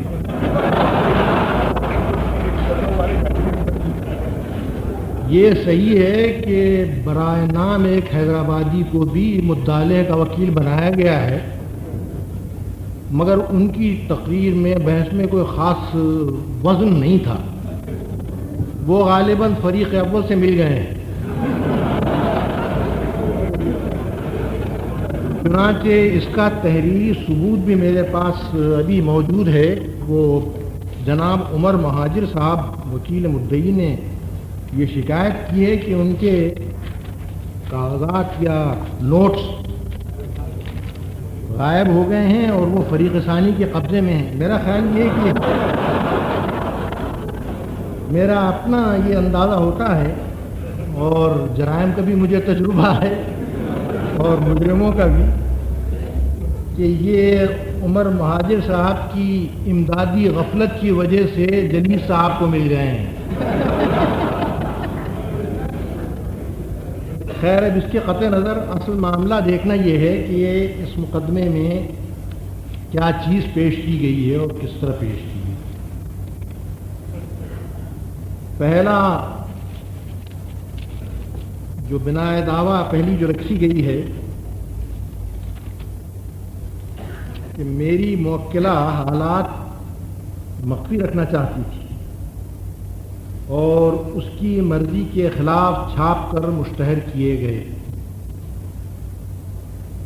اگر مشتہر کرنے سے پہلے اور چھاپنے سے پہلے مسودہ اس کے حوالے کیا گیا تھا اور اس نے اس میں درستی کی ہو یا نہ کی ہو، پڑھ بھی لیا ہو تو کافی ہے، کیونکہ اگر وہ یہ چاہتی تھی کہ یہ حالات چھپے نہیں تو وہ وہیں پھاڑ سکتی تھی، اور اس کا کوئی ثبوت نہیں ملتا کہ اس نے کبھی یہ کوشش بھی کی۔ دوسرے، جیسا مجھے اندازہ ہوتا ہے، جس طرح وکلاء فریقین میں کچھ تھوڑی سی سازش ہے، رسوا اور ادا میں بھی کچھ تھوڑی سی سازش تھی۔ چنانچہ جیسا میں آگے عرض کروں گا، یہ نہ صرف سازش تھی بلکہ بڑی حد تک اس امر کا ثبوت ہم پہنچاتی ہے کہ جسمانی طریقے سے شاید نہ ہو مگر روحانی تعلقات دونوں میں ضرور تھے۔ پہلی چیز تو یہ عرض کرنا ہے کہ یہ بیان رسوا نے کیا اور بہت سی باتیں کہیں اس میں جن سے یہ سمجھا جا سکتا ہے کہ ایک خاص طبقے کے خلاف نفرت پیدا کر رہے ہیں اور طبقہ نشما کو بدنام کر رہے ہیں، لیکن دیکھنا یہ ہے کہ ان کے لکھنے میں نیت کیا تھی۔ ان کی کوئی ذاتی دشمنی جیسا کہا گیا ادا سے نہیں تھی،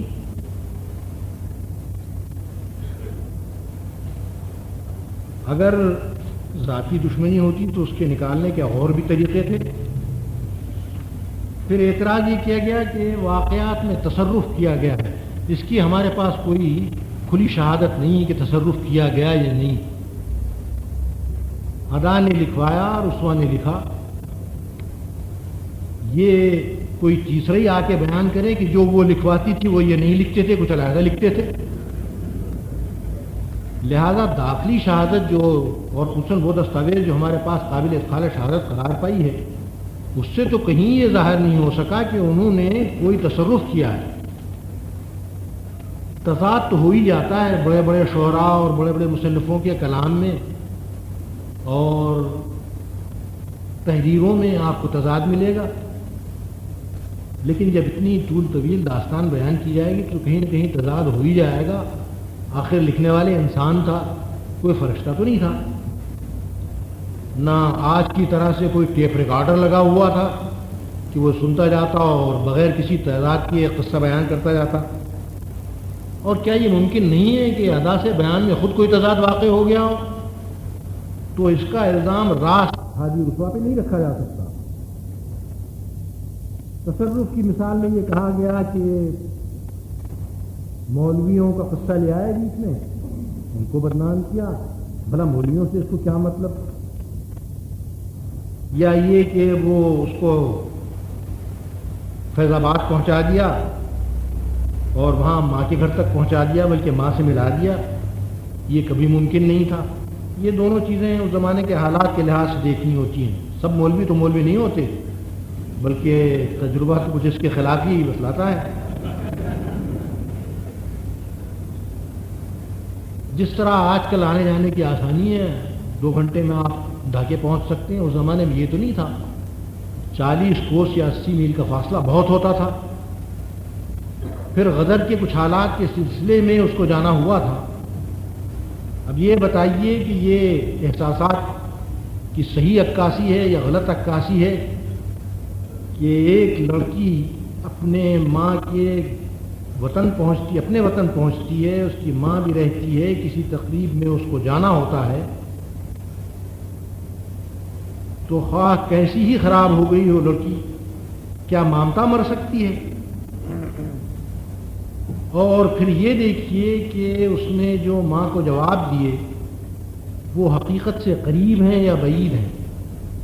کسی ادبی تخلیق کو جانچنے کے لیے 2 چیزیں دیکھنی ہوتی ہیں کہ اس میں صداقت تخیل کہاں تک ہے اور صداقت احساس کہاں تک ہے۔ کوئی چیز ایسی تو نہیں فرض کر لی گئی کہ جو ممکن ہی نہیں، یا کوئی احساس ایسا تو بیان نہیں کیا گیا جو واقع نہیں ہوتا۔ اگر مامتا کوئی چیز ہے تو ان دونوں کا ملنا اور حالات کے لحاظ سے وہاں پہنچنا کچھ بعید نہ تھا، اس لیے یہ اعتراض کوئی وقت نہیں رکھتا۔ دوسری چیز جو اب زیر غور ہے وہ یہ ہے کہ اس نے ادا نے اپنے حالات سے گریز کیوں نہیں کیا۔ حالات کیسے تھے یہ تو آپ نے سب زیر نظر رکھا ہوگا۔ گریز کس طرح ممکن تھا؟ کیا آدمی حالات سے مجبور نہیں ہوتا؟ بہت سے آدمی حالات سے مجبور ہو جاتے ہیں۔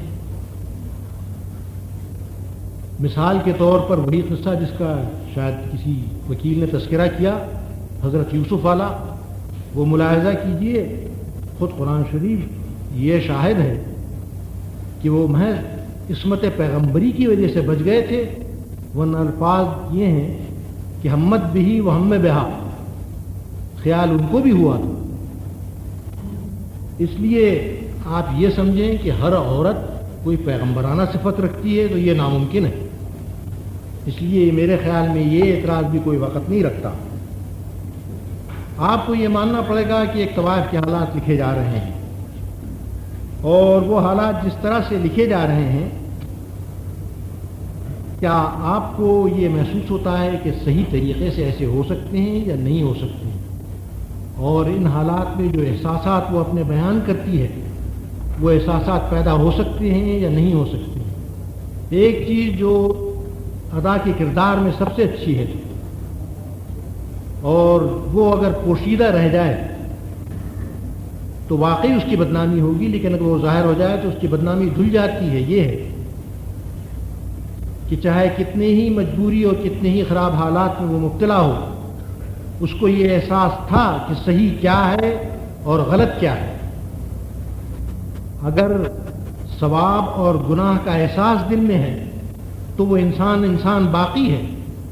اور یہ رسوا نے کیا اور یہ بتلایا کہ اگر اس کے دل کا حال میں نے پیش کروں گا تو یہ بات دنیا میں واضح نہیں ہوگی کہ اس میں گناہ اور ثواب کا احساس باقی رہا تھا یا نہیں۔ آپ ان کے بیان کو نکال لیجئے اور جو جذبات اور جن حالات کے تحت وہ اپنے حالات میں گرفتار ہوئی، اپنے افعال پر مجبور ہوئی، اگر اس میں سے یہ بات نکال دی جائے تو معلوم ہوتا ہے کہ اس کا کردار نہایت ہی سیاہ ہے۔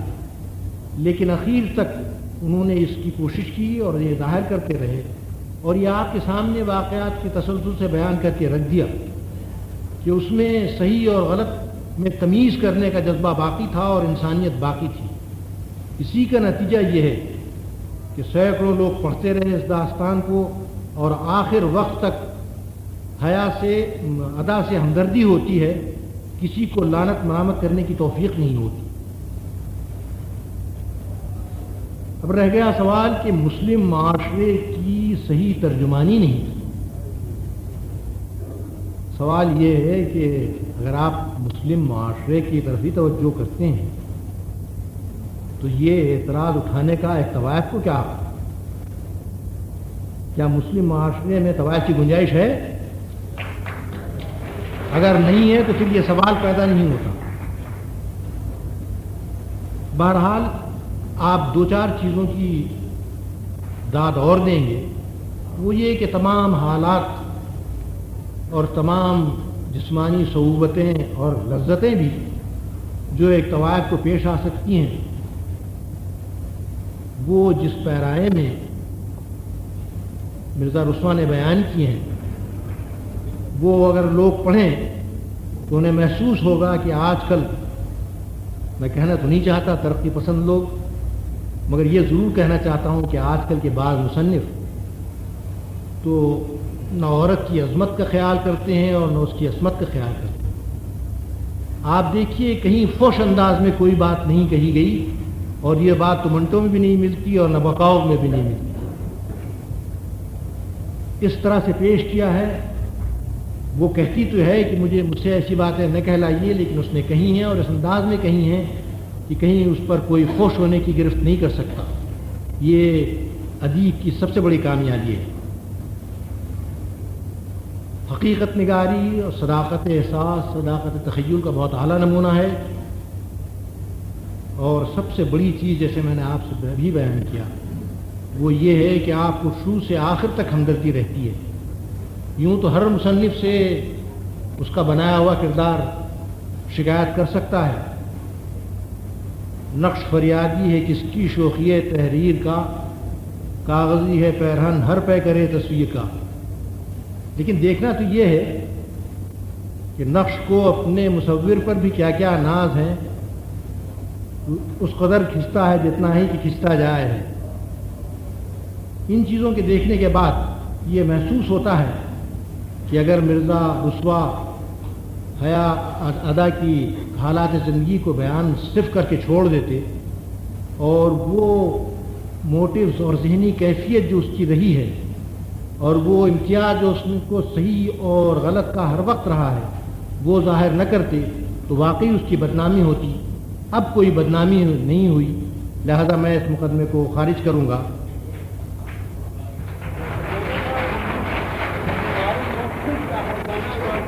ابھی تو میری رائے ہے، ابھی دو معزز جیسا ممکن ہے کہ مجھ سے اختلاف کرے۔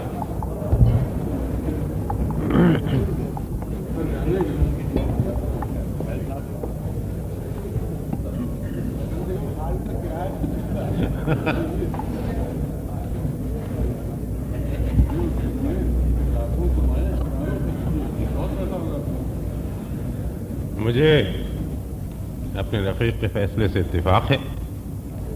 میں صرف اس پہ اتنا اضافہ کرنا چاہتا ہوں کہ فریق استغاثہ نے جب اس بات کا اعتراف کر لیا کہ مرزا ہادی رسوا بہت ہی باکمال ادیب تھے بلکہ بار بار انہوں نے اس پہ اصرار کیا کہ یہ ان کی سحری کا کمال تھا کہ اول انہوں نے مستغیثہ کو آمادہ کیا کہ وہ اپنے حالات لکھوائیں، اور جب وہ یہ احوال لکھ چکے تو اس کے بعد ان کو اس بات پہ آمادہ کیا کہ وہ بغیر اصلاح کے جو کچھ بھی انہوں نے لکھا تھا اس کو قبول کر لیں۔ اگر یہ بات مان لی جائے کہ ان کے قلم میں واقعی اتنا زور تھا اور ان کے کلام میں واقعی اتنی سلاست، اتنی فصاحت اور اتنا حسن تھا کہ اس میں جیسی بھی بات اچھی یا بری جیسی بھی کہی گئی اس کا اتنا اثر ہوتا تھا کہ وہ جس شخص کے متعلق ہے وہ بھی اس کو قبول کر لیتا تھا، تو پھر میں سمجھتا ہوں کہ ادبی اعتبار سے مزید بحث کی گنجائش باقی نہیں رہی۔ اس کے بعد اور اس کا ایک ثبوت یہ ہے، اگر استغاثے کا یہ کہنا ہوتا کہ انہوں نے ایک کتاب اس قدر بد سلیقہ کتاب لکھی ہے، اس قدر ادبی اعتبار سے کم قیمت کتاب لکھی ہے کہ اس کی وجہ سے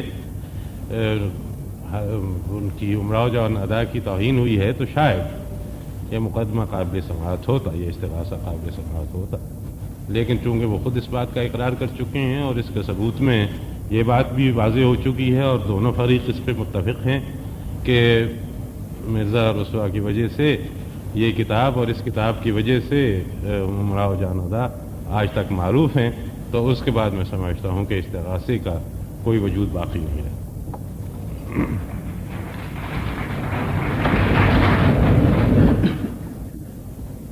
ہاں، ایک جو یہ سوال اٹھایا گیا تھا کہ اگر اس استغاثے کو خارج کیا جائے تو کیا مدعا علیہ کو کوئی ہرجانہ ملنا چاہیے یا نہیں ملنا چاہیے؟ میں یہ سمجھتا ہوں کہ اس عدالت کی کارروائی اور اس میں مرزا ہادی رسوا کے بارے میں جتنے بھی تعریفی باتیں کہی گئی ہیں وہ ان سب کی اشاعت جب ہو جائے گی تو وہ ہرجانے کے طور پہ کافی ہوگا۔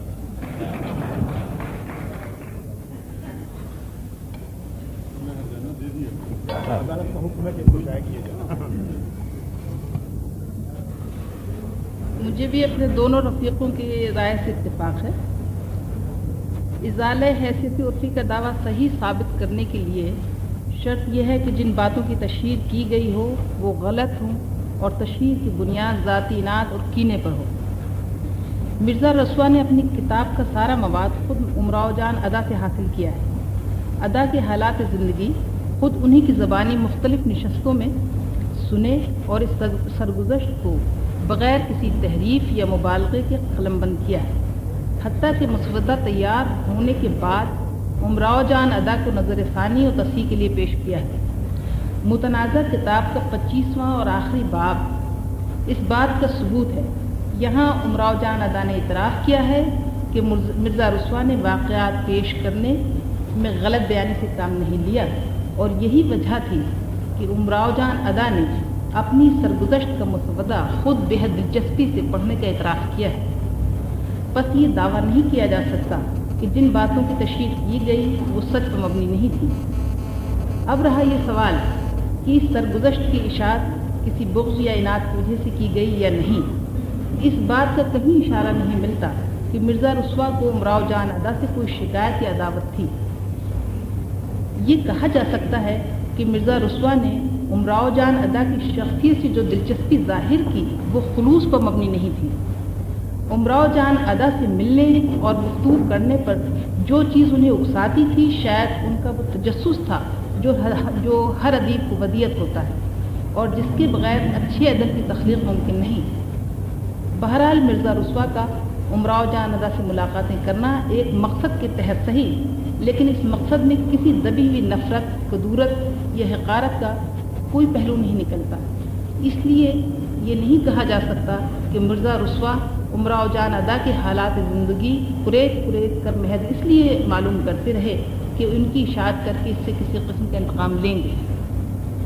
امراؤ جان ادا کے وکلاء یہ ثابت کرنے میں کامیاب نہیں ہو سکے کہ امراؤ جان اور مرزا رسوا کے رشتے میں بغض و عناد کا عنصر موجود تھا، اس لیے سرگزشت کی اشاعت کی بنیاد باہمی کینہ قرار نہیں دی جا سکتی۔ عرضی دعویٰ کی شق نمبر 1 میں کہا گیا ہے کہ امراؤ جان ادا کے نجی حالات جنہیں وہ مخفی رکھنا چاہتی تھیں اس کی مرضی کے خلاف چھاپ کر مشتہر کیے گئے۔ اس سرگزشت میں ناول نگار امراؤ جان کی باہمی گفتگو کئی جگہ ملتی ہے۔ اس گفتگو سے جو کتاب کے صفحہ 80 اور 81 پر درج ہے، ظاہر ہوتا ہے کہ امراؤ جان نے اپنی سرگزشت کی اشاعت کے خیال کو شروع میں ناپسند کیا۔ مرزا رسوا کا ارادہ شروع ہی سے یہ تھا کہ مدعیہ کی عجیب و غریب زندگی کو اپنی تحریر کا موضوع بنائے۔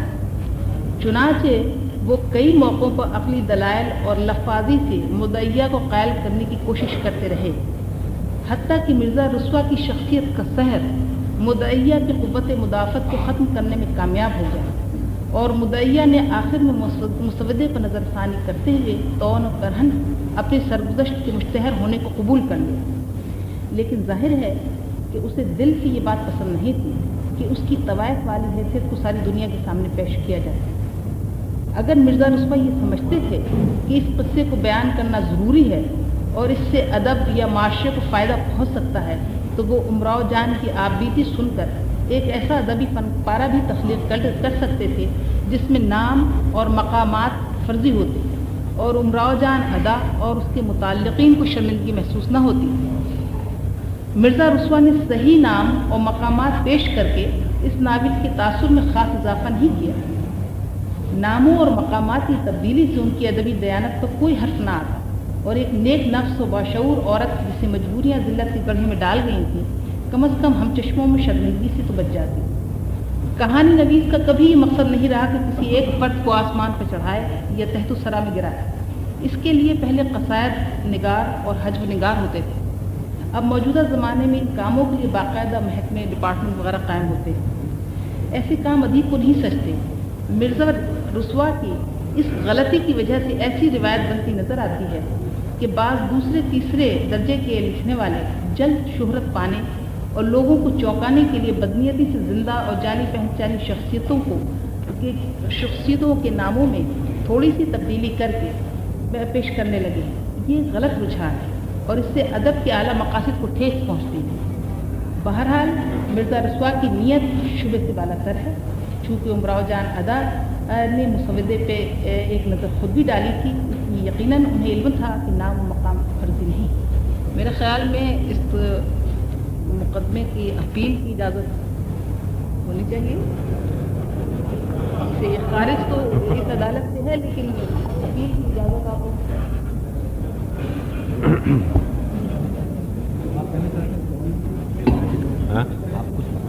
بس مجھے صرف یہ کہ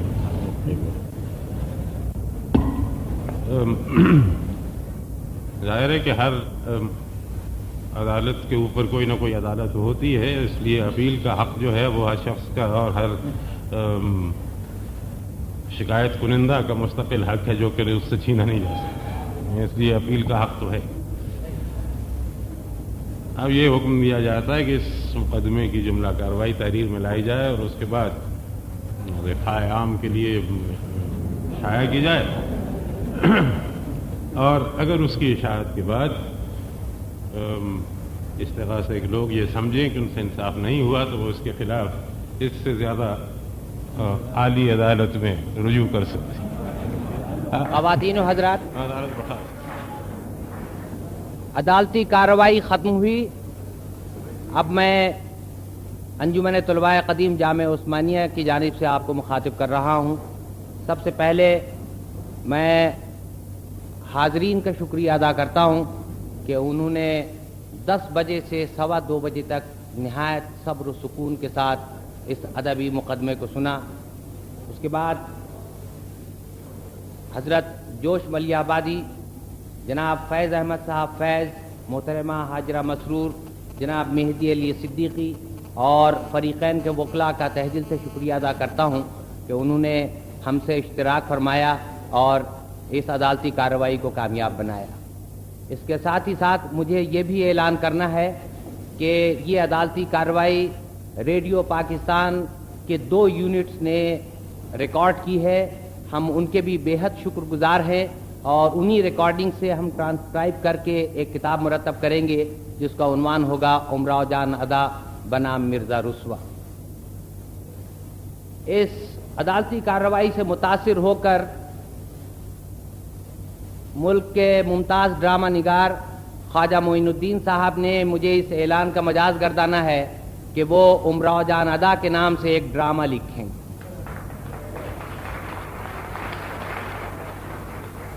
دوسرا اعلان جو مجھے انجمن کی طرف سے کرنا ہے وہ یہ کہ ہمارے اگلے ادبی پروگرام کا عنوان ہے غالب کے اڑیں گے پرزے، دیکھنے آپ بھی آئیں یہ تماشا ہوگا. میں ایک بار پھر آپ سب کا شکریہ ادا کرتا ہوں.